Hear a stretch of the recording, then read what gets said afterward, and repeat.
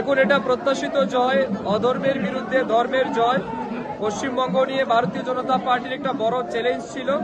অং বং calling, আমাদের যে স্বপ্ন ছিল সেই স্বপ্ন আজ বাস্তবায়িত হয়েছে। আমরা গোটা পশ্চিমবঙ্গ মানুষের, তাদের সবাইকে নতমস্তকে ধন্যবাদ এবং কৃতজ্ঞতা জানাই তাদের ঐতিহাসিক জনসমর্থনের জন্য। তার সাথে সাথে আপনারা জানেন, ধর্মনগরে একটা উপনির্বাচন হয়েছিল, সেখানেও ভারতীয় জনতা পার্টির ঐতিহাসিক জয় হয়েছে। কমিউনিস্ট এবং কংগ্রেসের জামানত বাজেয়াপ্ত হয়েছে। আসামে আমাদের তৃতীয়বারের মতো সরকার, হ্যাট্রিক জয় আমরা করেছি হিমন্ত বিশ্ব শর্মাজির নেতৃত্বে। পন্ডুচেরিতে আমাদের এনডিএ সরকার এসছে। ইভেন আমাদের বিভিন্ন জায়গাতে ভারতীয় জনতা পার্টির সরকার হয়েছে।